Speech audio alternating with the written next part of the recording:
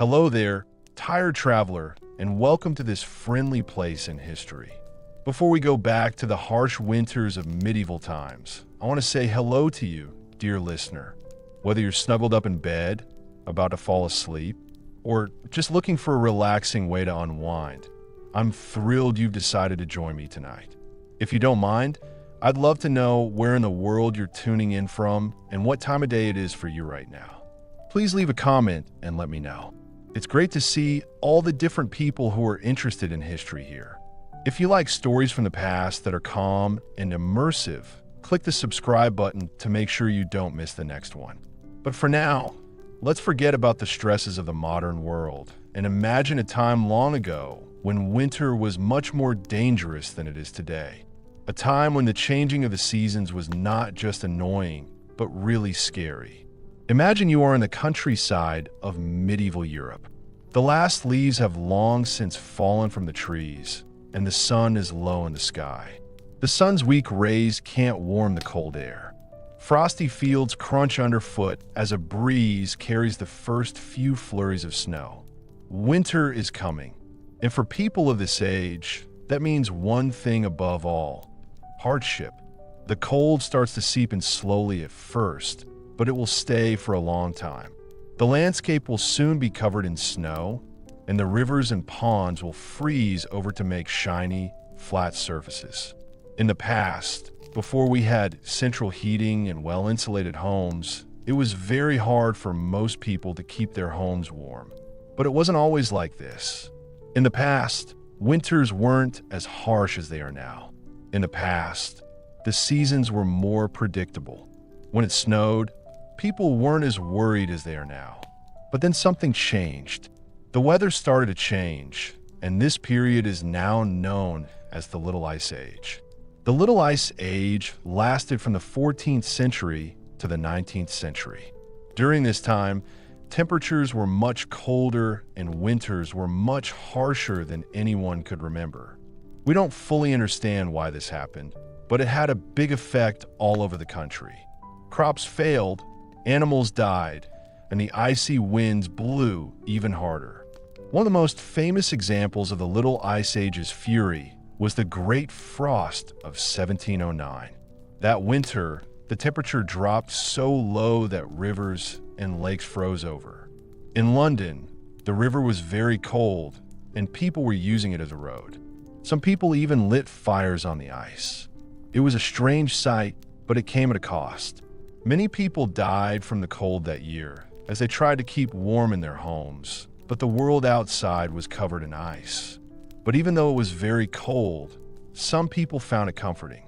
One of these people was a young Isaac Newton, who was studying at the University of Cambridge. When the big freeze hit, Newton had to go back to his family's farm. There, sat by the fire, he had plenty of time to think about life and the world. It was during this unexpected break that Newton had some of his most groundbreaking ideas, which laid the foundations for his theories on calculus, the study of how to calculate with numbers, and optics, the study of light and vision. Who knows what other great ideas might have been sparked by the quiet isolation of a long, cold winter. It's a reminder that even when things seem the worst, people will always look for the good in life. But for most people in medieval times, winter was a difficult time of year. The rich could afford thick woolly clothes, lots of firewood, and well-stocked ladders to help them during the months when there was not much to eat. But for the ordinary people who made up most of the population, it was a very different story. Imagine waking up each morning in a small cottage, with smoke from fire coming in. Your breath appears in front of you as you get up from your straw bed, being careful not to wake your family members who are shivering next to you. The cold gets in through every crack and crevice, numbing your fingers and toes until they hurt. If you're lucky, breakfast might be a bowl of porridge or some stale bread. The food from the last harvest is starting to run out. You know that the long winter months will only make things more rare. The animals are also suffering. Their coats were covered in frost as they huddled together in the barn, breathing out hot air in the cold.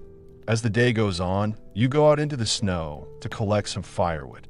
It's very hard work, and your hands quickly become sore and chapped from the cold.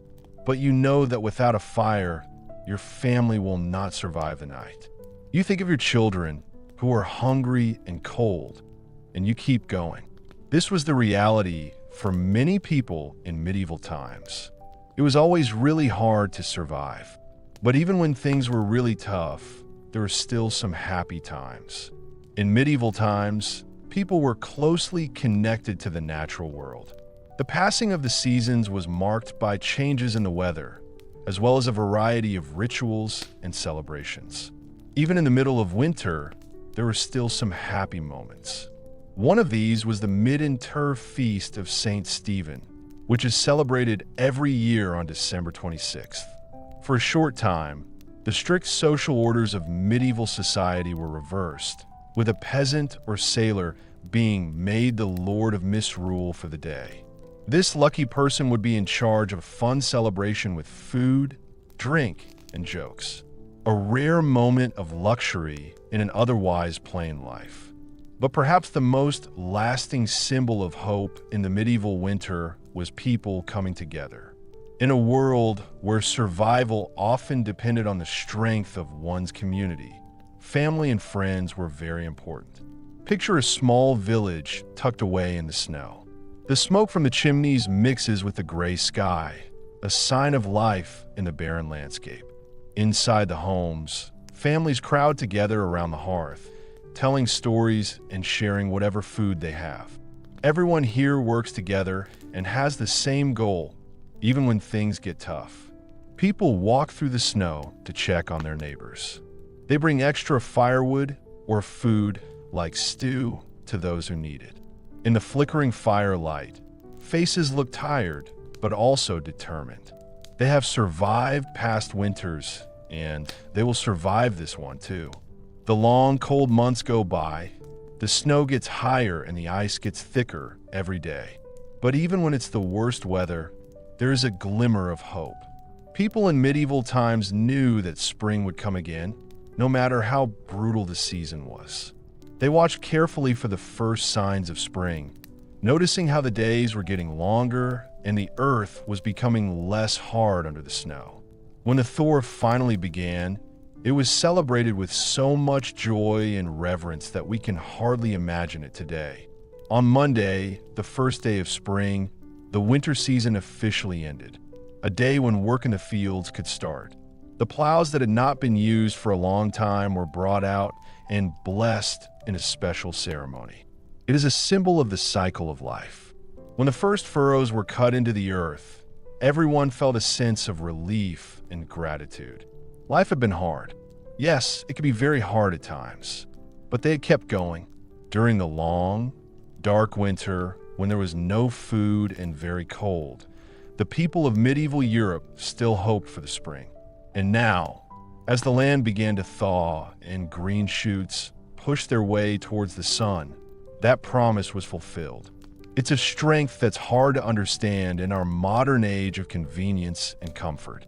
It's hard to imagine going through such tough times year after year, but it is also very humbling to know that our ancestors did the same. They faced the tough world with great courage. They found hope in the darkest of times and joy in the simplest of things. And because of this, they showed us that we can be strong and carry on, and this will never be forgotten. So the next time you're cold on a winter's day, remember the people who came before us. Remember the good times and the bad times, the sad times and the happy times. And most of all, remember how the human spirit is so strong that it can get through even the toughest of times. This is the most important lesson we can learn from the medieval world. No matter how dark and cold it is, spring is always just around the corner. And with that, dear listener, we reach the end of our journey through the brutal winters of medieval Europe. I hope that these stories of difficulty and strength have given you a new way of thinking about your own experiences of the season. I hope you always feel warm and comfortable with your family and community, just as our ancestors did in the past. And may the promise of spring light your way through even the coldest of nights. Thank you for joining me here. And if you like what we talked about tonight, please subscribe and share these stories with a friend. There are so many more fascinating stories to explore together. But for now, I'll say goodnight. Stay warm and safe, and I'll see you again soon on another trip into the past. Sweet dreams. As the harsh conditions of winter took hold, even the most well-off people were not safe from the season's cruel effects. In old castles that were not well insulated, the royal family had a big problem in keeping warm and eating enough in the cold months. Looking after a royal home in winter was a huge task. Large amounts of firewood were needed to fuel the large fires that provided the only source of heat. The kitchen staff worked tirelessly to preserve meat, grains, and vegetables that would provide food for the court during the long, lean months when fresh food was rare. Servants hurried to fill every gap and crack to keep out the cold. But even when they were very careful, they often couldn't stop the damage that winter did. One story that is particularly scary is about a queen who died in her palace. According to historical records, Queen Elizabeth of Hungary was discovered frozen in her bed on a cold January morning in 1326. She was a victim of the very castle that was supposed to be her safe place. As we can see from these sad stories, death was a very real threat in medieval winters. But even in the worst situations, people never lost hope. For many people, that small hope came in the form of the Feast of St. Stephen, a popular midwinter celebration that falls on December 26th. This day was a break from the hard life of a peasant. It was a special day when they were allowed to have fun and enjoy themselves. At the heart of the feast was the tradition of misrule, which was a kind of pretend where the usual social order was turned upside down. For this one day, a normal person would be chosen to be in charge. This person would be given temporary power to lead the group and make fun rules for the people above them. But even though it was only for a short time, this act of satin license was very important because it helped to ease the tensions and resentments caused by the oppressive feudal hierarchy. For one day, the lines between lord and vassal were blurred. Everyone could take part as equals in the feasting, games, and drinking. The sense of community that these celebrations created was more than just a distraction. It was a way of surviving the harsh winter weather, which was very cold and could break both body and spirit. The strong friendships and good feeling that people got during the Feast of Stephen and other similar celebrations helped the people get through the hard times. One story from 1377 tells the sad tale of two poor families who lived close to each other. They had hardly any food left for the winter, and it was already spring. Starving, they used the last of their old clothes to share a simple meal on the Feast of St. Stephen.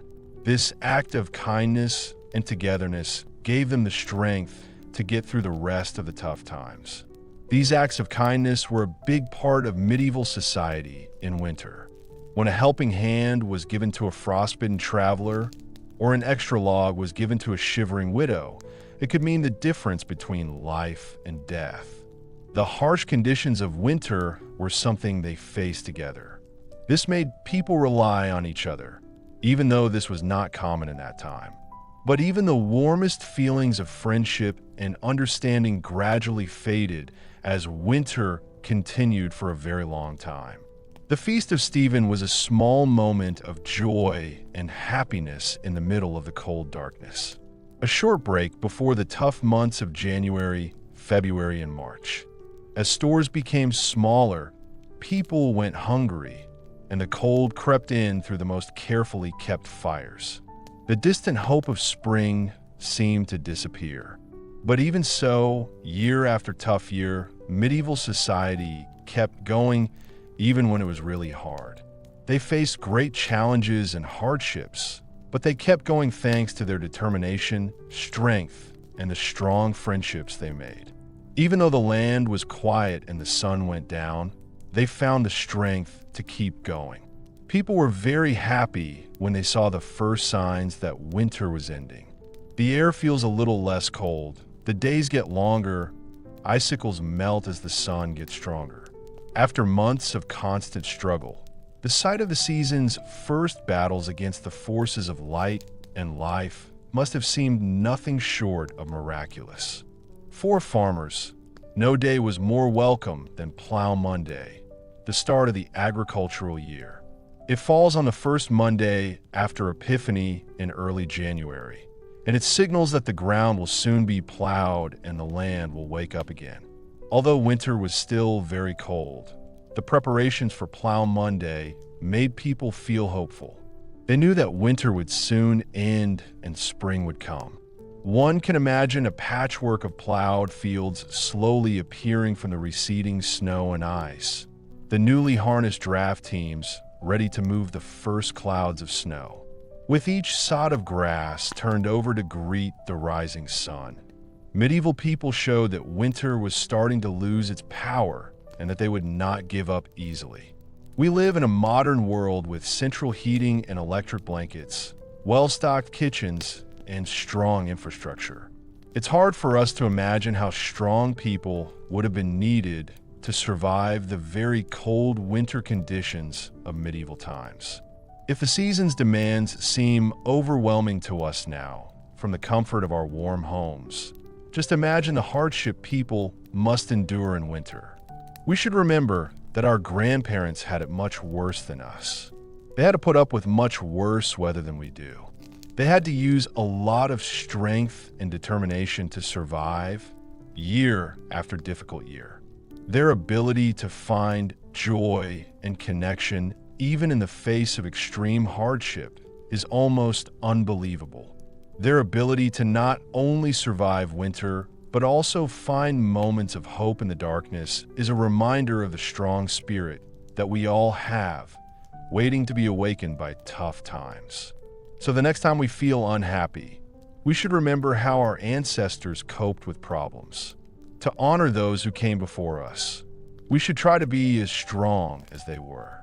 As we get into bed, let's think about the people who fought winter and had nothing but each other and their determination to get through it. When the new year began and the celebrations of Plough Monday had gone, medieval life went back to its normal winter routine. The days were short and cold, and the nights were long and frosty. The lucky ones went back to the small amount of warmth provided by smoky huts and cold drafts. For people without much money, winter was a struggle. One of the hardest things about winter was that you were always at risk of getting sick. At the time, people lived in very close and dirty conditions. This meant that diseases could spread quickly. The common cold was an unpleasant illness that made people's noses red and their eyes watery. But there were also many other serious illnesses. Influenza was a very dangerous illness. It could affect anyone, causing a fever, shivers, and aches. In the past, before vaccines and effective medicines were available, flu outbreaks could kill many people in a community very quickly. The winter of 1557 was very cold, and many people in Europe got a very bad type of the flu. In Paris alone, more than 10,000 people died. Pneumonia was another stealthy killer, attacking people who were already weak from hunger or other illnesses. The wet winter air got into the lungs, causing them to fill with fluid until the person basically drowned. Lots of people living together made it easy for pneumonia to spread. It was not unusual for multiple members of the same family to die, leaving children who had no parents and lives that would never be the same. Even royalty was not immune to the terrible diseases that winter brought. Actually, diseases spread even faster in castles and courts because of all the people coming in and out. A visiting important person or someone on a religious journey might unknowingly bring disease with them. Henry VIII's wife, Jane Seymour, died while giving birth. It is thought that this was because of the poor hygiene of the time. Children were perhaps the most vulnerable of all. The weather was very cold, there was not much food, and the conditions were not clean. All of these things made winter a very dangerous time for the young. Babies born in winter were at high risk of dying. In London in the 1500s, half of all children did not survive until they were 5. One important practice of the age is very revealing. The custom of bone lace was to tie a black ribbon to the hand of a baby who was very sick. If the child dies, this ribbon can be used to tie up their burial cloth. This is a sad reminder of how many children die in winter. Winter was a dangerous time. There were dangers outside the home and inside. People had to be very careful and pray for survival. For people who don't have much money, even the most basic things like having a place to live, food, and warmth can be a big deal. Winter poverty was cruel and unforgiving. Firewood was very valuable, and there were strict laws about collecting fallen trees from forests. A poor family might sit round a fire made of dry dung and straw, trying to keep warm. The livestock, shaking with cold, shared the little bit of warmth that there was, their breath making white clouds in the icy air. There was hardly any food left, just salted meat, dried peas, and thick bread. The autumn harvest was long gone, and the first green shoots of spring were still months away. Looking for food in winter meant searching the rough countryside for hardy plants like nettles, garlic, and mushrooms. There weren't many fresh vegetables in winter, so dinners were a bit boring. A typical pottage might contain peas, beans, salted pork, and if you're lucky, some foraged greens and wild onions to make it taste better. It's not very exciting, but it's enough to keep body and soul together until spring. For many, even this boring routine was a luxury they could not achieve. Storms, droughts, pests, and other disasters could destroy food supplies, causing big problems for people in these areas. The Great Famine of 1315 was a really bad time. It was caused by really heavy rains that rotted crops in the fields across Northern Europe. Modern stories about this time are very scary. They tell of people who, because they're so hungry, eat dogs, horses, and even human flesh. Parents were said to have killed their starving children to save them. There were so many corpses that they were scattered on the streets and in the fields, and there was not enough space to bury them all. This famine was severe and widespread, but local crop failures and food shortages were also common.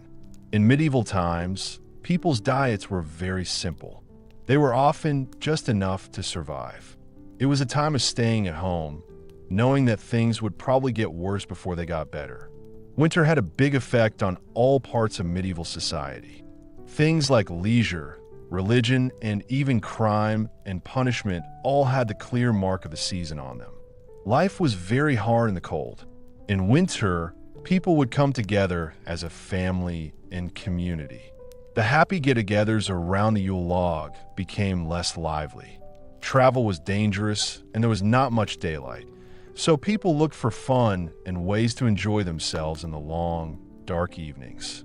Telling stories and singing songs helped people pass the time. The dim light of rushlights or tallow candles showed scenes of sewing, weaving, and whittling. People thought that being idle was wrong, so they were expected to be busy. Winter's confinement gave them plenty of time for these activities that made money. During the winter, people who could read had the chance to relax with a good book, but not many people did this. In England, at the end of the 15th century, a normal person's library might have had a Bible, a book of hours, a prayer book, and maybe some funny stories about Robin Hood. Only the rich could afford these amazingly bright books that are so popular among people who love books. Those who could read often read out loud to entertain and educate the whole household. In winter, people would share stories about brave knights, clever tricksters, and sad lovers. The stories about King Arthur and his friends were always popular. Their detailed stories and heroic themes help listeners to imagine being far away from their winter home. In winter, it's important to have fun activities to help you get through the dull days. People like to gamble with dice, but this often made them angry and broke the bank. The sound of dice rolling and knucklebones clattering would be heard in many a tavern and great hall as people won and lost money. Drinking alcohol was another popular winter activity. The warmth of ale, and wine helps to make you feel more relaxed and happy. People went to pubs to meet friends, have fun, and get away from the cold. Drinking alcohol often made people talk more freely, which led to lively debates, songs, and sometimes even fights. The short, dark days of winter were a good time to think quietly and think about spiritual things. In medieval times, people thought a lot about religion. They thought that church was very important. They thought that winter was a time to think about God. With less agricultural work, people could spend more time praying, doing penance, being sorry for their sins, and doing good deeds. Christmas plays and pageants, which are traditional at this time of year, were replaced by more serious religious services. As winter got worse, religious people might travel to holy sites, even when it was very cold, to show how committed and devoted they were. Others spent hours in quiet churches, thinking deeply about their soul. Charity was also an important winter value, and giving gifts was seen as a Christian duty. The 7 acts of kindness outlined a plan for generosity, tending to the needs of those in need, such as feeding the hungry, giving drink to the thirsty, sheltering the homeless, clothing the naked, visiting prisoners, comforting the sick, and burying the dead. In a time of need, even small acts of kindness can make a big difference. Of course, winter's harshness sometimes made people do bad things too. As people got more desperate, crime went up, and so did opportunities for theft. People often get angry when they're stuck in small spaces with other people, and this can lead to more violent crimes. The medieval justice system couldn't cope with all the lawlessness that happened at this time of year. Trials were often delayed until the weather got better, leaving the accused to stay in cold, overcrowded prisons. If you break the rules, you could be punished very severely. You could be fined, whipped, or even killed. But even when it was winter, people kept going. People found small pleasures and moments of humor wherever they could. The hope of spring kept them going through the darkest and coldest nights. The days are getting longer in February, which is good because it means Valentine's Day on the 14th.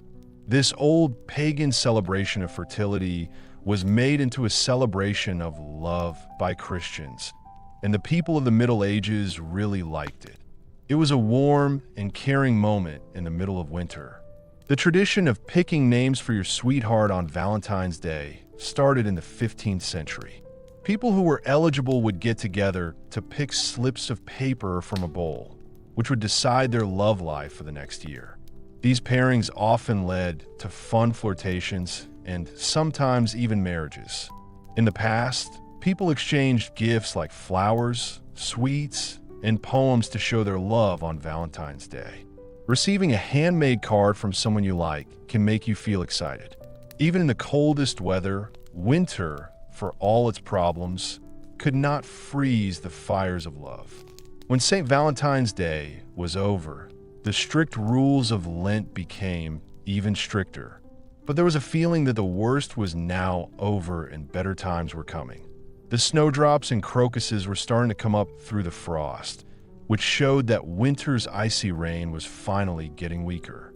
In the Middle Ages, the seasons were a constant in life, and winter was especially tough. It was a time of hardship when surviving was a big achievement. But it was also a time when people showed great strength and courage in difficult times. In medieval winter, people's spirit, faith, family, and community were put to the test. The winking icicles, frosty meadows, and longow fields may have looked perfect like a postcard, but the reality of the season was not at all like that. But this tough time of snow, ice, and hunger also made the people stronger and more determined. The Middle Ages were built on the strength of people who could endure the harshest conditions and still find reasons to believe in the future. This is a great example of their strong will. So, The next time you find yourself getting annoyed by a delayed train or a slippery pavement, remember your medieval ancestors. They didn't have thermal socks, central heating, or weather apps, so they had to try to survive each winter. And they kept on winning time and time again. We have their determination and strong spirit. And with that, I will leave you to your warm bed and electric blanket, safe in the knowledge that winter has been mostly tamed. We owe a big thank you to the people who came before us and showed us how to do it. I hope your dreams are of snow falling gently and your hearth is warm. And may you wake up to a world where winter is more friend than foe. The weak winter sun tried to break through the gray clouds, but it couldn't. The people of medieval Europe shivered and wrapped their cloaks tightly around their shoulders. The cold of winter seemed to get into their bones and make them feel very cold. For the poorest peasants, it was very cold in summer and very hot in winter. Their ragged wool clothes were no good in summer, but in winter they were even worse. They huddled together in their huts, grateful for the little heat from a smoky fire, their breath misting in the cold air. The animals could feel winter coming too. The old horse with the thick coat of fur was sad. It thought about the tasty grass that it had eaten in the summer, but now it only had a small piece of hay. The milk cow looked sad as she got on the truck. Her skin was cracked, and she was shivering in the cold air that came in through the barn walls. Even the wise barn cats looked less proud. They were less angry because they were full and it was cold outside. Yes, winter was a very difficult time for the poorest people in medieval society. But even the nobility, living in their grand, windy castles, were not immune to the problems of the season. Many a rich young woman cried out in sadness when her valuable silk dresses were no good against the cold stone walls. The castle kitchens work hard to cook lots of delicious food to keep the noble people going. King Henry II of England is said to have burned an entire chair just to warm his bottom for a moment, because he was suffering from a severe case of the winter shivers. His servants were scared because they knew that their king's temper would get worse very quickly if he stayed cold for a long time. But for the peasants and the king, winter felt like it would never end. It was a very difficult time with very low temperatures. The only respect came from the occasional celebration or feast day. Short moments of reality in the middle of winter. The people loved these moments of happiness, and they really needed them.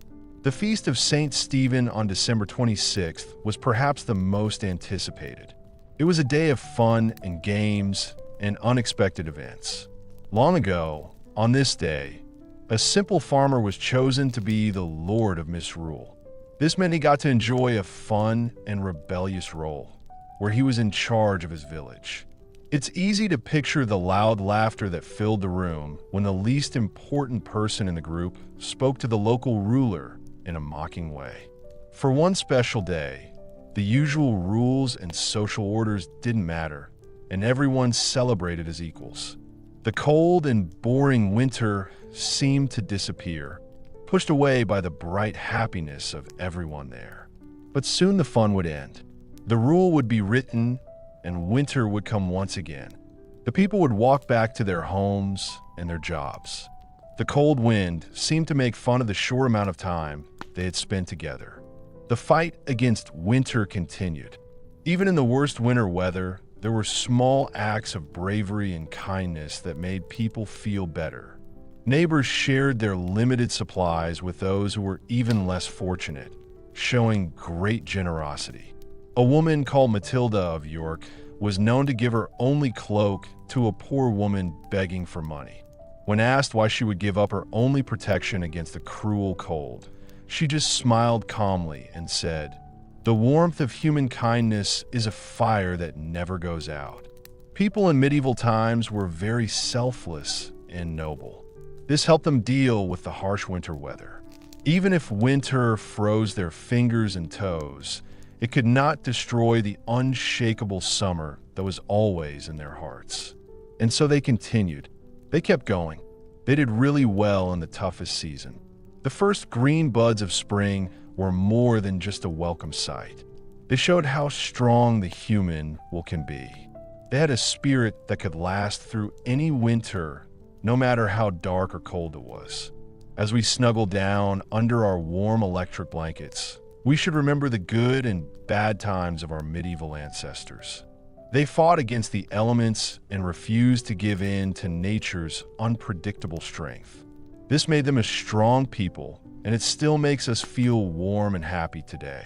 It may still be cold outside, but we can be strong and remember that if people can survive in such cold weather, we can too. Spring is finally here. When winter started to get warmer, medieval people were happy. They had spent months in the cold, living in small spaces, and their stomachs were growling because they had hardly any food.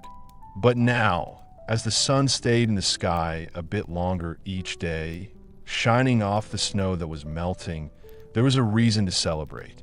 People all over the land came out of their winter hiding places, blinking in the bright spring sunshine. Bears also came out of hibernation, but they were a bit confused. Children rush out of their homes, happy to feel the fresh breeze on their faces instead of the cold wind of winter. They laughed as they ran through the squelching mud, amazed at the first brave crocuses appearing through the thorns. Farmers in the fields were excited for Plough Monday, the start of the farming year. It happened on the first Monday after Epiphany, which is when the ground had softened enough for plowing to begin. Draft horses and oxen would be hitched to plows and led through the village streets, decorated with garlands and brightly colored ribbons. The church bells rang out happily as the parade went by, marking the start of the growing season. People were happy when they saw smoke coming from the chimneys again. The snow and ice had gone, so there was no longer any risk of frostbite or illness. Their faces had looked tired from the winter, but now they looked hopeful. Soon, the bright colors and tasty tastes of spring and summer would replace the plain, hard food that had barely kept them going through the long, dark months. It's hard for us to imagine now just how important this change in the seasons was. We may complain about the snowy roads or be annoyed when we lose an hour of sleep during daylight savings time. But for our medieval ancestors, the arrival of spring was a time of new life. This meant that they had survived the harsh winter, avoiding starvation and illness for another year. The trees, covered in green leaves, showed how she was feeling on the inside. People in the Middle Ages felt the warmth and light returning. You can still hear some of that happiness in lively medieval songs and poems that celebrate the return of spring. One English song is played in a lively style and says, "The cuckoo sings, the cuckoo grows, the cuckoo blows, the cuckoo sings, the new year comes." This is a rough translation of the song, which is sung in English. The seed is growing, the meadow is in bloom, and the wood is full of new bird song. The book is full of joy, and the simple rhymes make it easy to understand. So let us take a moment to appreciate how strong, brave, and full of life our medieval ancestors were.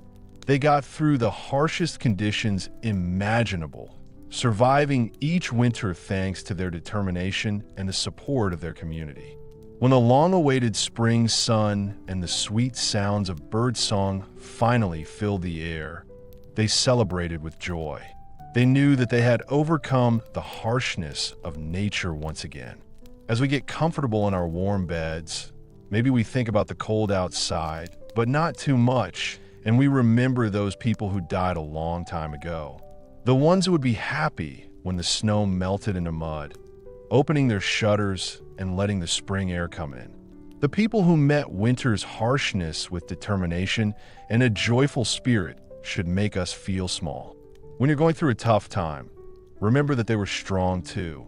If they could be so happy in winter when there was not much to eat, then we can find ways to feel hopeful too. The sun will return, and we will step out once more into the light. Voices joined in a loud chorus of LWD Sing Cuckoo. The harsh weather continued. But medieval people were very stubborn and strong. Even when it was the worst weather, they found ways to help each other. Neighbors shared whatever food they had, taking turns to host meals together.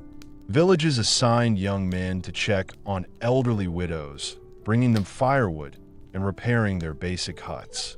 One such widow was Agnes. She was an old woman and had no family to take care of her. Her bones hurt, and her hand was shaking as she tried to make a fire, but she couldn't. She had almost lost hope when she heard a knock at her door. It was Tom, a strong young man from the village, his cheeks red from the cold wind. He brought home not only an armful of logs, but also a bag of dried peas and a piece of salted pork that had been given to him by other villagers. Agnes was crying with happiness as Tom lit a big fire in her fireplace. For the first time in weeks, she felt warm again. People were often generous in hard times. Even rich and noble people were not immune to compassion. Lady Margaret, wife of the local earl, was known for her charity during the winter months. Even though her castle kitchens had plenty of food, she made sure to send wagons full of grain and preserved food to the poorest peasants in her husband's land. Some of her high-born peers laughed at this, thinking that the peasantry was not much better than the animals. Why waste good food on them? But Lady Margaret was determined to do her Christian duty and help those less fortunate. One winter, there was a big shortage of food. Lady Margaret worked hard to use up all the food in the castle. She told the cooks to make big pots of soup and stew to give to the poor people who came to ask for food.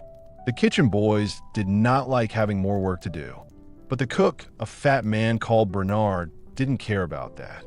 He threw himself into the task, using all the turnips and potatoes from the cellar to make the soup. The hungry peasants happily ate it, ignoring the bits of meat and bone in the soup. For some people, this would be their only meal for days. As winter continued, even Lady Margaret's money started to run out. She started selling some of her jewelry and fancy clothes in secret to buy more supplies from nearby towns. Her husband, the Earl, chose to ignore it, respecting his wife's religious beliefs, even though he was worried that it would leave them at risk during hard times. The church also played its part in helping the people who were suffering. Monasteries welcomed poor and sick people, giving them a place to sleep and a basic daily meal of bread and ale. Some people even set up basic hospitals to look after the very sick and the frostbitten. The monks saw it as their religious duty, a way to copy the kind and selfless love of Jesus. Brother William was a young apprentice at his monastery's hospital, where he looked after sick people. The sights and smells of disease and decay made him feel sick, but he forced himself to give broth to toothless elders and change the wet bandages of sores. He prayed with all his heart for the strength to get through this difficult time and asked God to protect him from the worst of the winter weather. In winter, it didn't matter who you were, everyone was affected by the cold. The rich could definitely pay for thick woolly hats and other nice things like hot mulled wine, but they were still cold and worried about having enough to eat. And death came for them too, in the form of a disease that was passed on from the dead. Lady Isabel, a noble woman, was in the last months of her pregnancy. She was alone in a special room for women about to give birth. She had everything she needed, including a nice warm fire, lots of furs, and helpful servants. But even the strongest castle walls can't stop something as contagious as contagion. A kitchen made with a cough gave Lady Isabel a bowl of warm milk and herbs. It didn't take long for the pregnant woman to start getting really hot and to have trouble breathing. The child came too soon, a tiny baby that never drew breath. By the end of the week, Lady Isabel was dead too. Even the king was not safe. Henry VI was a kind and religious man who was always worried about his subjects suffering in the terrible winter of 1433. The royal doctors gave him a mixture of cinnamon and ginger to help with his cold, but but he still felt very sad and couldn't warm his hands, even when he put them right next to the fire. Some people said it was God's punishment for Henry's weakness as a ruler. The truth is, seasonal depression can affect anyone, from the most powerful king to the poorest person. As the days slowly got longer and winter started to let go, people started to dream of spring. Soon, they prayed that the land would thaw and the first small flowers would appear on the trees. The farming year could start again. In the early days of spring, on the first Monday after Epiphany, medieval people celebrated Plough Monday. This was when the first furrow would be cut into the frost-spangled earth. This is a good sign for the future crops. The men of the village blackened their faces with soot to bring them luck. They walked through the muddy lanes with their plowshare held high, singing songs to wake up the soil. After that, there was dancing, lots of food, and lots of ale. It was a promise that the dark days of winter would soon be over and that brighter times were coming. The same pattern of events happened all over society. In the grand halls of the dukes and countesses, musicians played happy music and couples danced with joy, full of hope for the new year. The king hosted a big party for his servants. The tables were full of tasty food, like roast swan and marzipan sweets. Even Giles and his family felt less stressed as they went out to their small piece of land. Giles was holding the bag of special seeds that meant he could feed his family. The poor widow, Agnes, who had been very sick, was stirring a pot of porridge and humming quietly to herself. She had survived the winter and was now alive to see another spring. Thank God. Winter was really hard. There was no denying that. It brought many problems, from hunger to very cold and the constant fear of death and disease. But it was also a time when medieval people showed how strong and close-knit they were. When winter arrived, they responded with generosity, determination, and even with a sense of defiant celebration. They knew that winter was just part of life.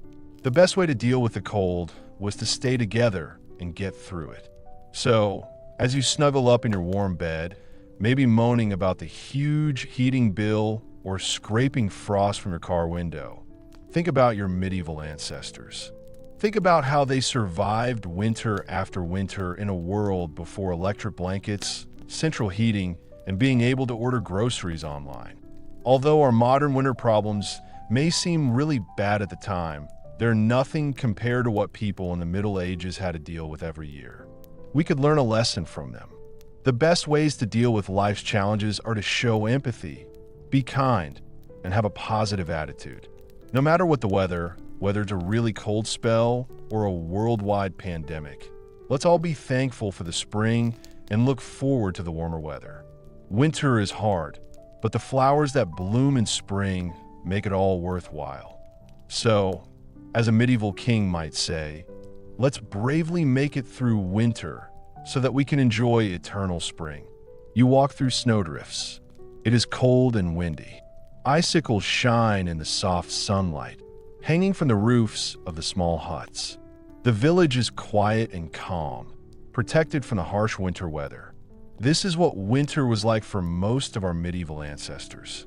It's not the nice, friendly scenes we imagine of nice meals and nice castles with holly and music and people laughing. For most people, winter was a time of very cold weather, hunger, and trying to survive. There was always the risk of not having enough to eat during the winter. Crops were withering, and there was hardly any livestock, so it was really hard to find enough food for everyone. The grain stores were running low, and soon there was nothing left for the family to eat but bitter herbs and rotten turnips. One very cold winter in 1315, a medieval Englishman's harvest was a third smaller because of storms and very cold weather. The poor surfers were left with no choice but to eat the straw roofs off their huts and boil the leather from their shoes. And all this while they were still forced to work for their rich masters. Malnutrition made the body weaker and less able to fight off winter illnesses. If you get a cold, it could quickly turn into something more serious, like pneumonia or bronchitis. Influenza spread quickly through the villages, killing young and old as they huddled in their poor-quality shelters. People were huddling together in medieval towns and villages to keep warm.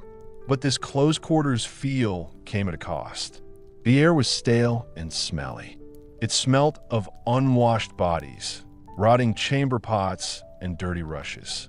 This was a place where diseases could easily spread. In one 14th century household in Suva, all 13 family members, from grandparents to babies, as well as their chickens and dogs, lived together in a single, tiny smokehouse throughout the winter. It's amazing that any of them survived until spring. Sickness was not the only danger in the long, dark nights. Fires were a constant threat in crowded wooden cities and towns. One spark in the wrong place could quickly turn into a huge fire, spreading rapidly to destroy buildings and take lives. The Great Fire of London in 1212 started on a cold November night. It spread quickly through the city's narrow streets, and water in the pipes froze. It is thought that 3,000 people were killed in the fires, and many more were left homeless in the cold. Travel was especially dangerous in these very cold months. The roads turned to mud and ice, and blizzards made it hard to see. Since there was hardly any daylight, travelers risked becoming disoriented and losing their way, stumbling from the path to a frozen grave. In 1311, the English Queen Isabella left Canterbury for London as the sky was getting dark. Her party lost the road and wandered around helplessly until the early hours, while the pregnant queen cried a lot because she was scared and tired. Winter was still very hard on working animals. The horses and oxen got thin and weak because they only got a little food in winter. They breathed heavily as they carried logs and packs through the snow, which was deep enough to reach their knees. Frostbite caused blackened extremities and ice cracked hooves and wheel spokes. But even in the darkest winter days, medieval people found small moments of brightness. The Feast of St. Stephen, also known as Boxing Day, was a time when people gave to charity and showed goodwill towards others. Churches were full of people giving money to the poor, and rich people were giving big meals to their poor tenants. The tradition of the Lord of Misrule brought a sense of fun and protest to the darkest days of the year. A simple jester or deacon might become king and lead a group of happy rebels who were known for being drunk, changing the usual roles and causing trouble. It was a short-lived change to the usual way things were done. Even though medieval winters were very difficult and dangerous, people still had hope. They probably prayed for it a lot. I hope that the weak and sick will survive, that there will be enough food until spring, and that light and warmth will defeat the cold once more. So, when you complain about having to clear the driveway, curse the thermostat, or get cold waiting for the bus this winter, remember those who came before us. Our medieval ancestors had a very hard life. They had to survive winter after winter without many of the comforts we take for granted today. Their quiet courage in the face of winter's cruelty is perhaps the best lesson they can teach us. We will never know most of their names or stories, but we can still appreciate how hard they fought and be inspired by their strength. The cold weather continued, turning the land into a beautiful, clear scene. It would be a lovely sight, but the weather was also very hard on the people who lived there. The snow fell constantly from the gray sky, covering the countryside in a thick white blanket. Icicles hung from the roofs of all the houses. The fire in the hearth was on all the time, but it didn't keep them warm. The smoke from the flames made eyes water and made it hard to breathe in the smoky air of the WLE and Dorb huts. People were packed in together for warmth. People and animals alike. The strong smells of poo and unwashed bodies mixed together to create a special winter smell of the Middle Ages. But for some people, even this was too expensive.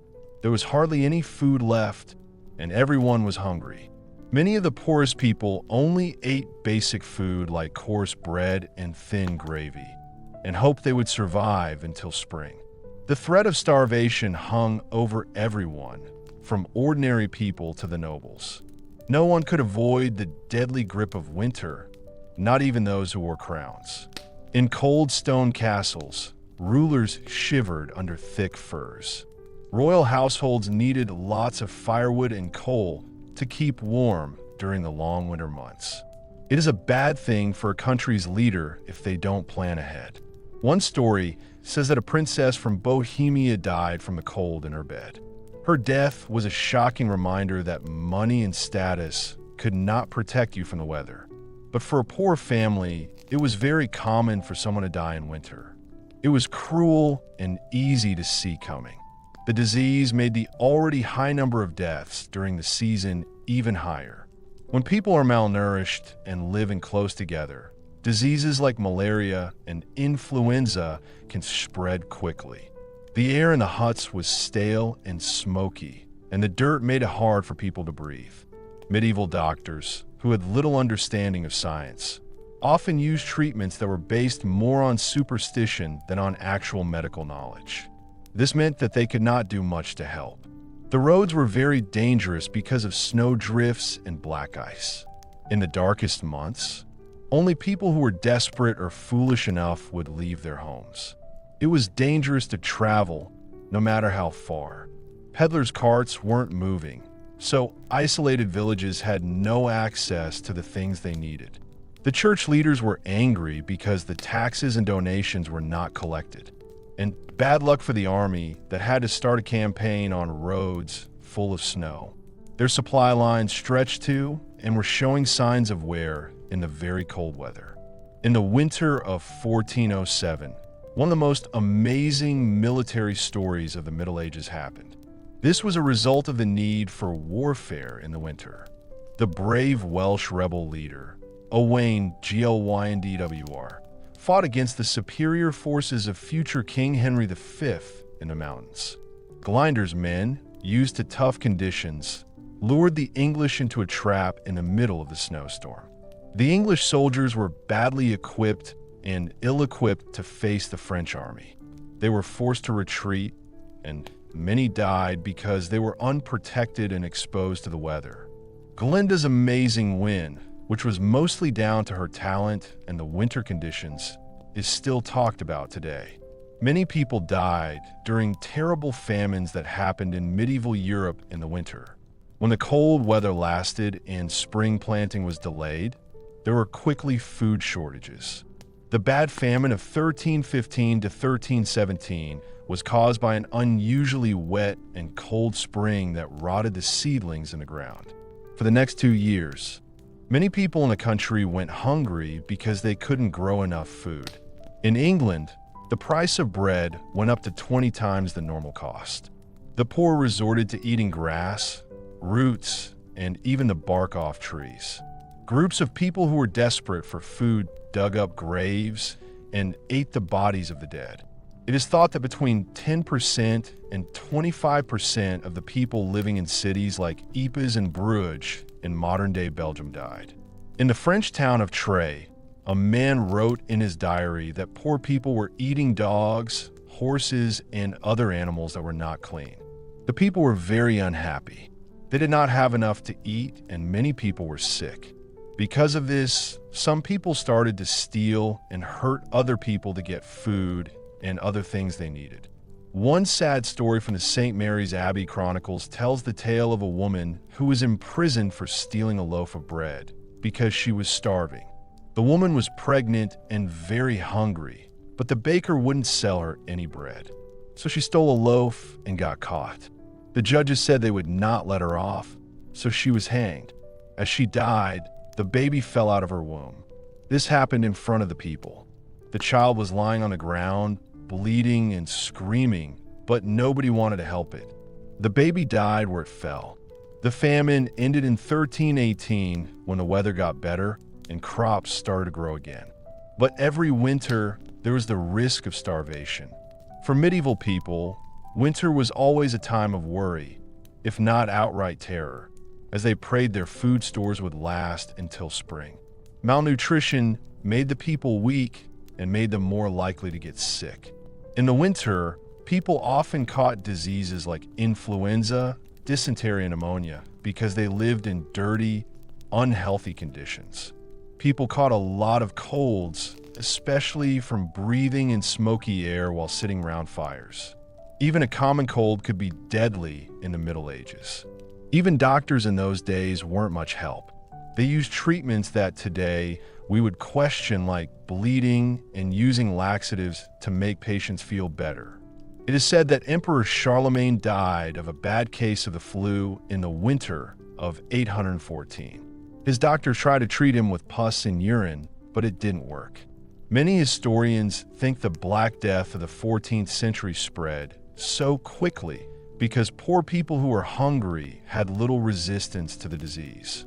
The outbreak of the Black Death in 1348 to 1349 killed a huge percentage of Europe's population, between 30 and 60% in fact. One sad story comes from Pistoia, Italy, where a man named Sir Luca wrote to his brother Franciscino about the damage. "I am very unhappy and can barely bring myself to write, because things here are getting worse and worse. Many people have died, and many more are dying. The shops are closed, and there are no people in the taverns. You walk down streets and don't see anyone. The sound of sadness can be heard in houses where someone has died. The stench of rot rises from mass graves.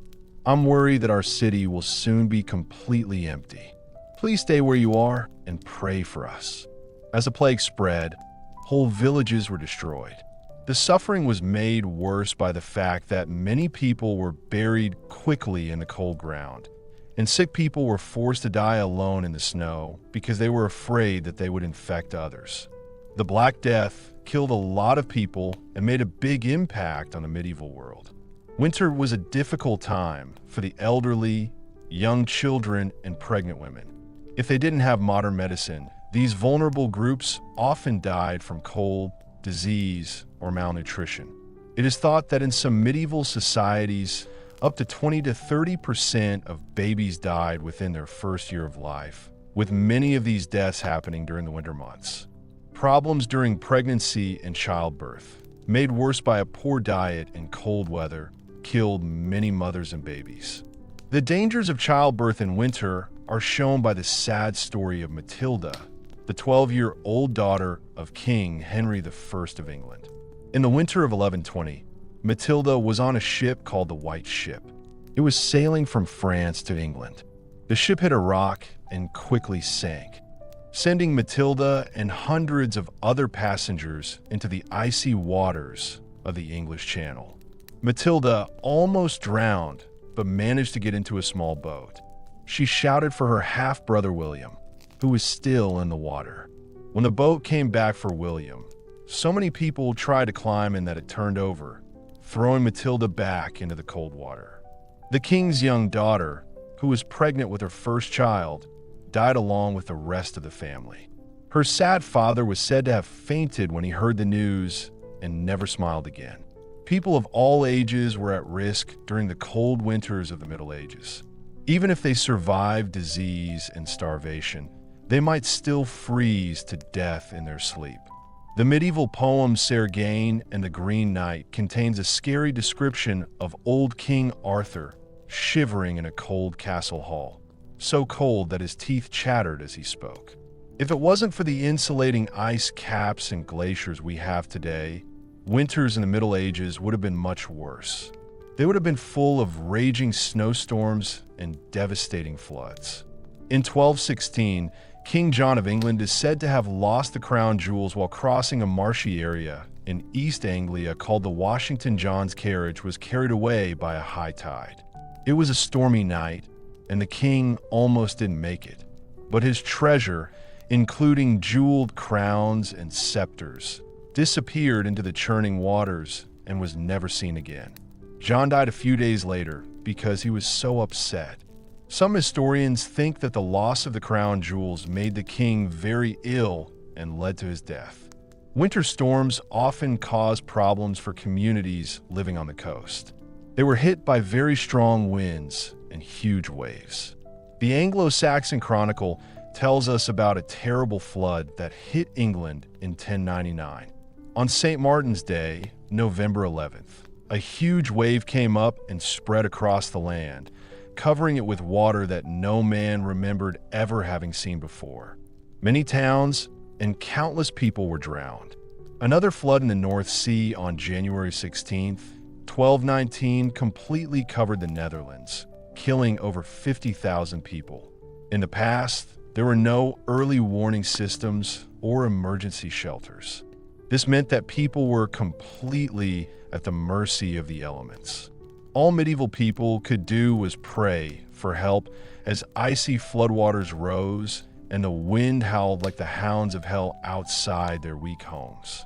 Harsh winters also meant more fires as people did whatever they could to keep warm. The Anglo-Saxon Chronicle also describes a deadly fire in London in 1132. A big fire broke out on London Bridge. It spread quickly, and before the fire could be put out, it had burned down a lot of the city, including the principal church of St. Paul and the Cathedral of Canterbury, as well as many other churches and houses. The force of the wind and the flames carried burning rafters and sheets of lead from the roofs, throwing them miles away. Most buildings were made of wood and very close together, so it's not surprising that medieval cities were like tinderboxes. A small flame or a candle that has been knocked over could set fire to the building, especially when strong winds make the flames go wild. People ran through narrow, twisting streets as their homes burned behind them. They often ran with only the clothes they were wearing. There are many sad stories of families being separated, children being trampled, and people being trapped and burned alive. At that time, firefighting technology was not very advanced. So, people would throw water or snow on the flames and hope that the wind would change direction before the whole city caught fire. The damage could be so bad that thousands of people will have no home to live in and will not be able to pay for food and other necessities during the winter. But perhaps the greatest danger of medieval winter was something that required no great storms, floods, or wars. Sometimes the simple, unavoidable, life-sucking cold was enough. It's hard for us to imagine now, when we have central heating and thermal underwear, what it was like in the Middle Ages. Winter was a difficult time with very cold and dark days. In medieval times, people had to find ways to keep warm in winter. They had only smoky fires and piles of furs to keep them warm. Arthritis and rheumatism were common illnesses, and the pain got worse every year. The ends of his fingers and toes went numb, then turned black because of the frostbite. There was a lot of pneumonia and influenza because everyone was living and sleeping in such close quarters. The cold seemed to get into my very soul, draining all my energy and making me feel weak. In the 6th century, a British monk called Coldest wrote about how Britain had fallen apart. The nights are long and dark, and the days are gray and cold. The air feels cold and cruel, and the icy blasts cut deep. Everything is covered in snow and frost. It is a very sad time for people and animals, when the whole world seems dead and frozen, as if it is a very cold hell. Winter was a difficult time for the elderly and frail, who felt hopeless that the warmth might never return. People put on as many clothes as they could and huddled together to keep warm. But the cold was still getting in. Fires burned dimly and died in the damp air, leaving only smoky plumes that stung the eyes and choked the throat. There were lots of coughs and sniffles in the dark, and the sounds of people being sick and dying. The cold was constant, making it hard to breathe and numbing the body. It felt like icy fingers were squeezing her chest, making it hard to breathe and causing her blood to run thickly. Even the young and healthy people moved as if they were moving through deep water, slow and weak. In the Middle Ages, people couldn't escape winter. There are no holidays in Florida to look forward to or warm electric blankets to keep you cozy. The cold was always there, and it was very hard to get the energy you needed to survive. It's no wonder that in the medieval world, people measured the passage of time not in months or years, but in how many winters they survived. It was a big achievement to survive to the next spring. It got more and more difficult with every season. But somehow, even though things were really hard, everyone survived. They had to deal with sickness, starvation, and very cold weather. Every year and every winter, they carried on, protected only by their strong spirits. When the last small amounts of food ran out, they were even more careful with their food. When the fire became just a few embers, they wrapped a final blanket around themselves. When it got really dark, they all huddled together and told each other stories about better times to come. There's a moving part of the 14th century English poem Piers Plowman that shows the strength of the medieval spirit. No matter what bad things there are like frost, snow, sleet, and hail, they will all pass and peace will come again. Hope will always win. Even in the darkest days of winter, medieval people found small pleasures and happy moments. Neighbors shared what little they had with those who had even less. In the cold and the dark, people got together to sing and pray. At night, some people said they could hear the voices of angels in the howling winds. They said that this meant that warmth and light would return. People in the Middle Ages had hope and didn't give up. They lived life to the full and looked to the future, even though they couldn't see it. They knew deep down that winter, no matter how harsh and never-ending, was always just temporary.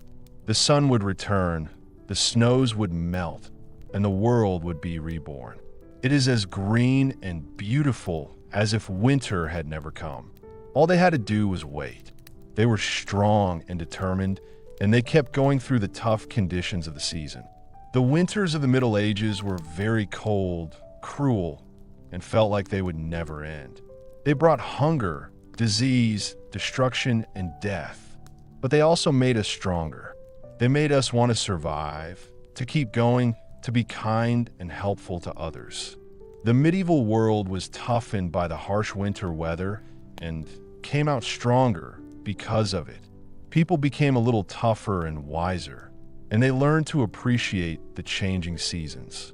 Maybe we can learn something from our medieval ancestors as we complain about scraping ice off our car windows. For them, winter was a matter of life and death, a season to be survived with determination. But they survived. They told us stories about winter and how people can be strong when it gets really cold. In the middle of winter, we should remember how strong they were and use that strength to get through our own hard times. People in the Middle Ages faced winter head-on and refused to give in. They survived floods, famines, blizzards, and the darkest nights. They buried their dead in the frozen ground and woke up to the sound of starving people. But they always held on to the promise of spring.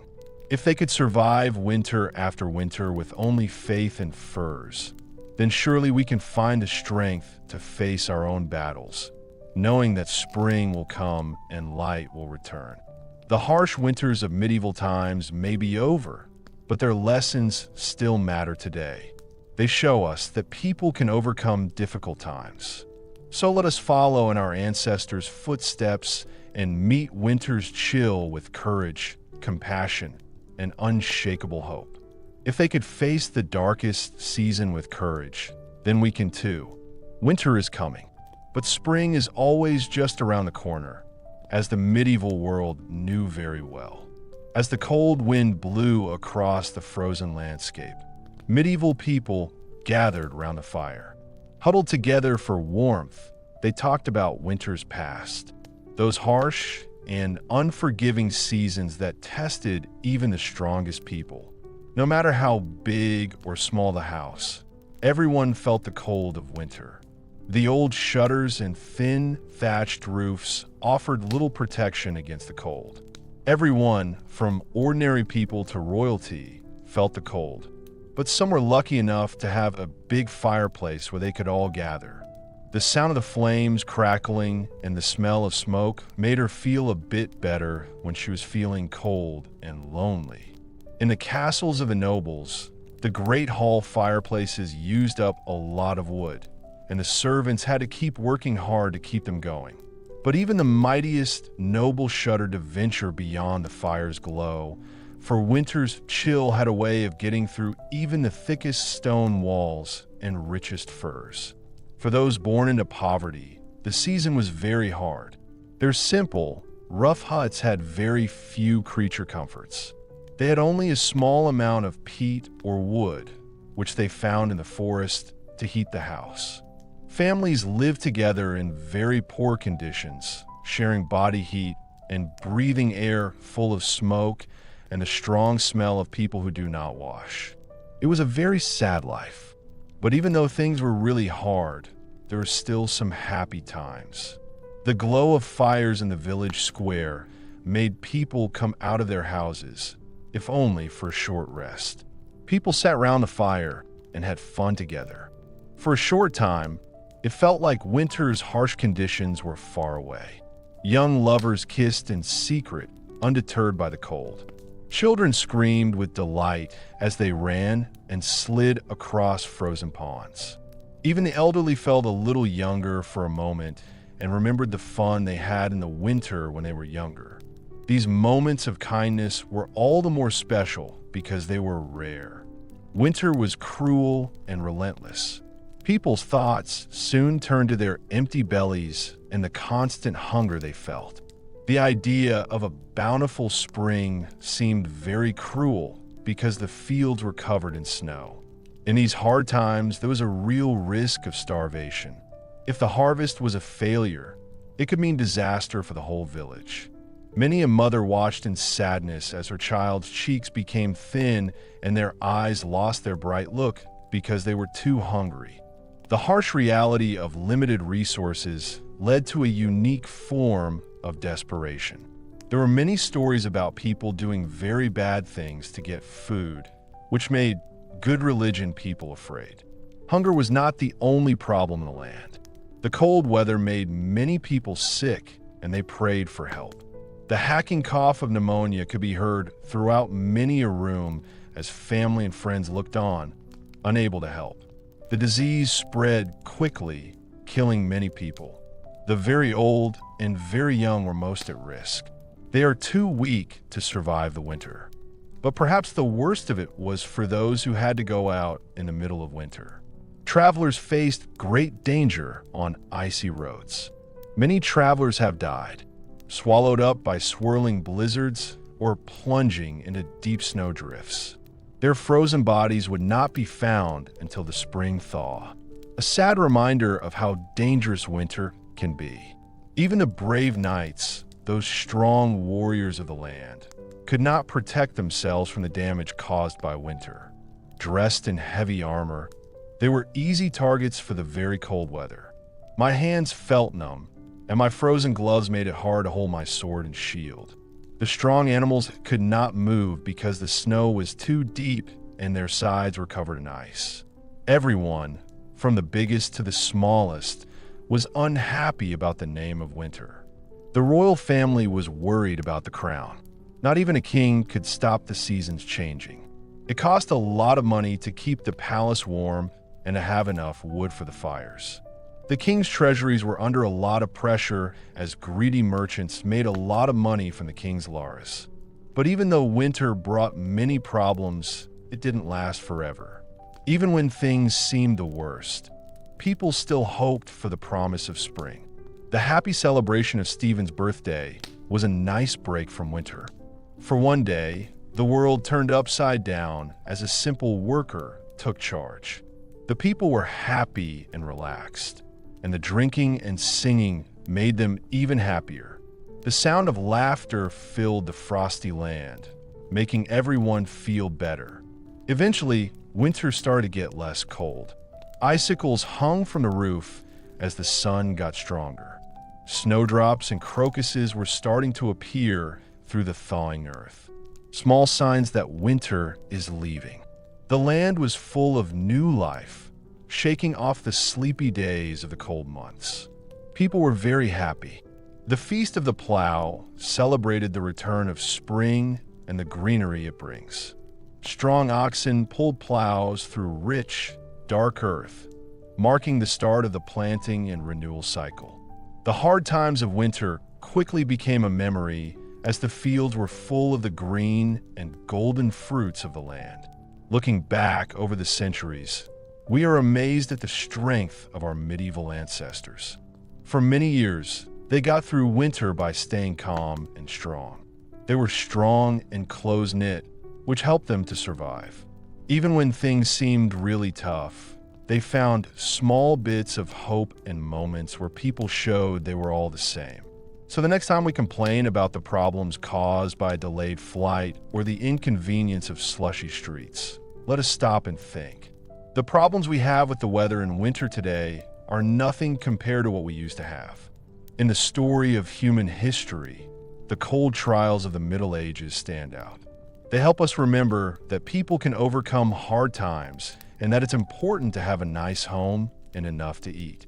As we drift off to sleep, let's remember those who came before us. In our dreams, we might catch a glimpse of their world, which is harsher and crueler than our own. But in that world, the human spirit shines brighter because of the darkness. Good night and sweet dreams of gentle spring breezes to come. When winter came to medieval Europe, it was very cold.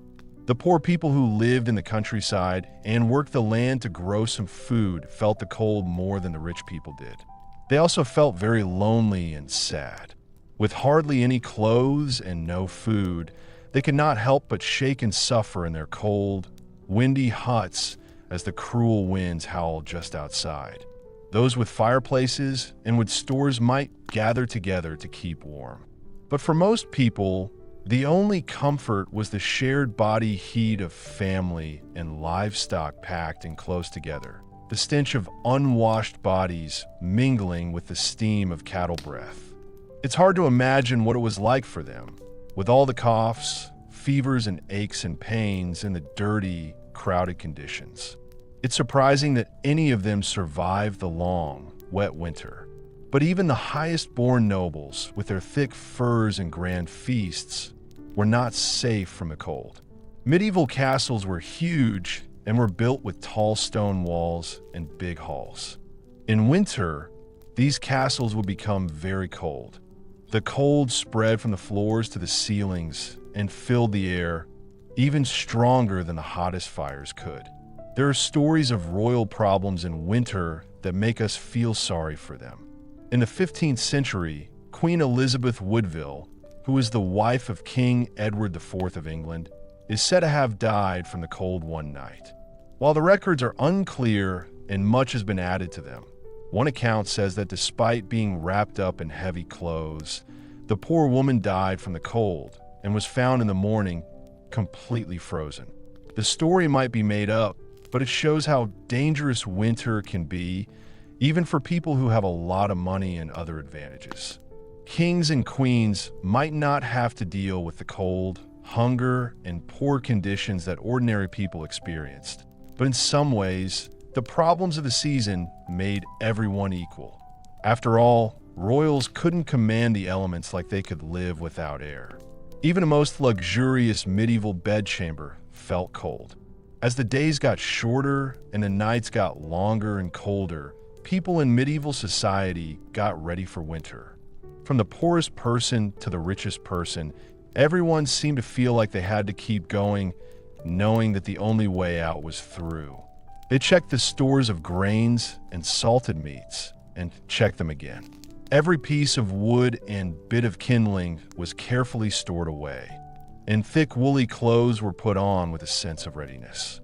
The only bit of fun and optimism in the whole sad story was the Christmas celebrations on December 26th, which were for St. Stephen's Day. For a few days, the usual social order was turned upside down. A lord of misrule was chosen from among the peasants to organize a series of feasts, dances, games, and other fun activities. The people could forget about the hard times of winter for a short time, when they were full of beer and wine, their faces were red from being close to other people, and they were tired from the fun they were having. You can picture people celebrating in halls and public squares all over the country. The people were laughing loudly and playing music. They were dancing and having fun. For once, serf and nobleman mixed freely. The usual differences between classes and social groups were forgotten in the spirit of goodwill and friendship. The Lord of Misrule was a young peasant who was very confident.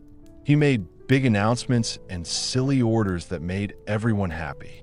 It must have been a thrilling time of freedom and color in the middle of all that darkness. But as with all things, the festive season was just a temporary break from the problems. As the fire burned down to embers and the last bowl was used, the people went back to their homes and the cold darkness once more descended.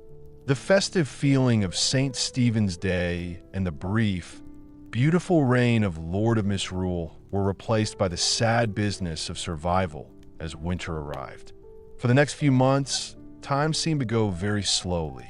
With the land frozen and not able to be worked, there was not much for the poor farmers to do but stay home and pray for help.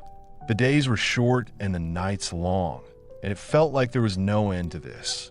Huddled together in their basic shelters against the cold, they must be tired of never again feeling the warm breath of spring upon their faces.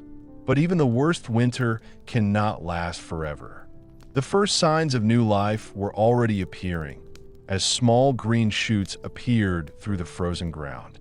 For those who survived, who kept on hoping and supporting each other through the hardest times and the coldest nights, the thaw would come again.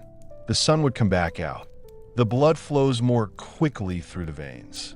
The world slowly started to show more color, as it replaced its previous grays and whites. On Plough Monday, just after Epiphany, the land could be tilled again, and the agricultural year would start up again. The people would come out of winter, tired but alive. People would prepare the land, plant seeds, and drive their animals out to graze on the new grass. This would be the start of a new, busy time, but that was still to come. For now, the cruel heart of winter beat on, and the people of the Middle Ages stole themselves once more to weather its icy rain. The text is now simpler. They were comforted by their rough woolen cloaks, their smoky hovels, their small stores of food that they had carefully stored away, but most of all by each other. In a world full of hard times and dangers, where even the weather seemed determined to destroy them, they got through it together, lords and peasants, young and old, shivering and hoping beneath this same gray winter sky, waiting for the spring that would come one day. They huddled together in the dark and cold, listening to the sad howl of the wind and the creaking of the ice. They made up stories and dreams to pass the long winter nights. Maybe they thought about a future where the winters were nicer, the homes were warmer, and everyone had enough to eat. They imagined a world that their children and grandchildren could live in. Or perhaps they just held on to the little bit of light and hope they had at the time, knowing that even the longest winter must end sometime and spring will come. When things get really tough, it's amazing how people can keep going and believe that things will get better. We should be amazed at how strong our medieval ancestors were. They thought of winter as an enemy to be beaten, and every year they survived it to enjoy the spring. We should remember those people from long ago who suffered a lot, but still kept going. In our modern world, where we have central heating and we can order groceries online, it can be easy to forget the hard lives they had in the past. But as we drift off to sleep in our warm beds, perhaps we can think about those people in medieval times and be amazed at the strength that helped them get through winter after winter, waiting for the light to return. In a world that can feel cold and dark, it's inspiring to see people who keep on hoping and being strong. This hope and strength start in other countries, but reach us here too, making us feel warm and safe. We want to keep that feeling alive in our hearts, no matter what the weather. During the long winter months, medieval people looked forward to any chance to feel better and bring the community together, even though they had a hard time. One of these was the Feast of Saint Stephen, which is celebrated on December 26th every year. We don't know exactly where this midwinter celebration came from, but by the Middle Ages, it had become a popular tradition in many parts of Europe. After the serious religious celebrations of Christmas Day, St. Stephen's Day was a time for fun, eating and drinking, and playing tricks on each other. At the center of the festivities was the custom of misrule, where a peasant or commoner was chosen to be lord of misrule for the day and given the power to command their social superiors. This light-hearted challenge to the usual way of life was a welcome change for the strict social tensions that were common in medieval life. The Lord of Misrule organized a crazy day of fun, leading noisy processions through the streets, starting mischievous pranks, and saying that everyone, from lords to workers, should have fun together. Professional entertainers like minstrels, jugglers, and jesters would perform, while games of chance and skill kept the crowds amused. Bordy's funny plays, called Mummers' Plays, told stories about legends and folklore in a very exaggerated way. People enjoyed fun activities like mock jousting and farcical court proceedings. These were a welcome break from the hard life during winter. A medieval celebration just wouldn't have been the same without a big meal. On St. Stephen's Day, the Lord of Misrule could demand that the rich provide food and drink for everyone in the community. It was a kind act that made everyone feel good and get on each other's good side. The main course was roasted meat. Geese and capons were also part of the show, as was a traditional roast boar's head. Minced meat pies, heavy with dried fruit and spices, were a sweet treat, and people ate them while the wassail bowl was passed around. The warm spice cider made everyone feel good. You could almost hear the laughter and lively chatter ringing through the halls, rising above the blustery winter winds outside. For one day, the problems of winter were forgotten as everyone came together to be happy and friendly.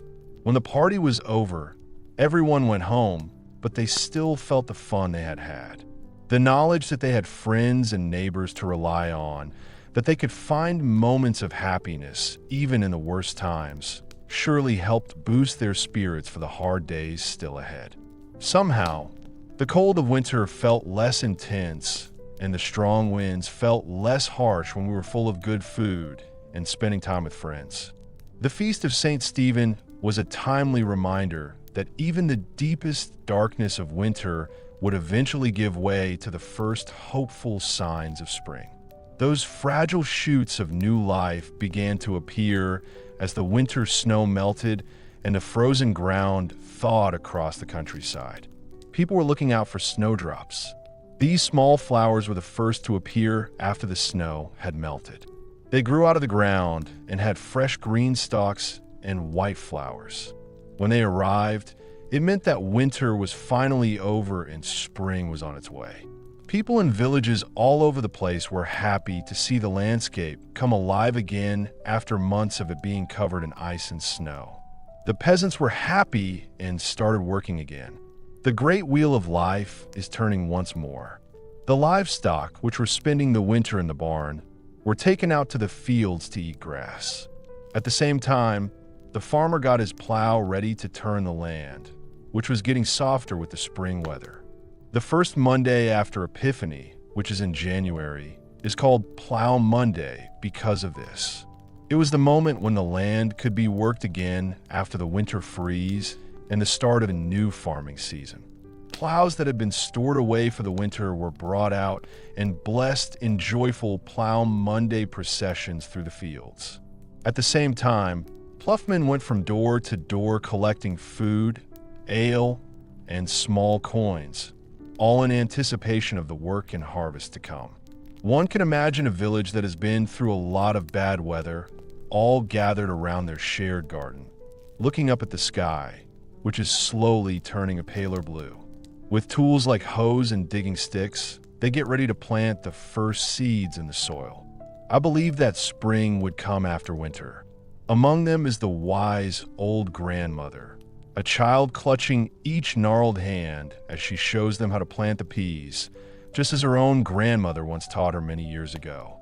The younger child laughs with joy as a fat earthworm comes out of the soil, while the older one carefully puts each seed into its prepared hole. It was during times like this that knowledge was shared from the older generation to the younger generation, and growth and development flourished, making all the hard work of winter worthwhile. The warm smile that crinkles the grandmother's eyes shows that the dark days are over and life is returning to the land. When the seeds are planted and the sun starts to warm the ground, the cold of winter finally starts to fade. The cold and death that had lasted so long were starting to go away, and a spirit of hope and renewal was carried on the gentle breezes of spring. Looking back at this from our modern perspective, it is very sad to think about how strong and resilient people must have been to survive the very cold medieval winters. They had no modern conveniences or comforts, and it was amazing that they survived until spring. Even though medieval people had a lot of problems, they still found reasons to be hopeful, happy, and to have fun. The warmth of the community, the promise of spring, and the restorative power of laughter and friendship. These were the lights that helped them through the darkest part of winter. As we snuggle up in our warm beds, we might think about the people who lived a long time ago. Next time it's windy and cold outside, we might smile at Riley and remember that they had it much worse. As we drift off to sleep, we can feel happy knowing that we too have a little bit of that same unstoppable summer that the people of medieval times felt. We can feel sure that spring will come again and that life will go on, even when it seems like winter will never end. As the last light of day fades and the wind quietly blows, I invite you to imagine how your ancestors lived in the past and how they survived the harsh winter weather. May their courage and strong spirit inspire your dreams tonight. If you're interested in this journey through history, please like this video and subscribe to the channel. There are always more boring stories to help you sleep. See you again soon, my friends. Sleep well and dream of warm homes and new green plants growing under the snow. Good night.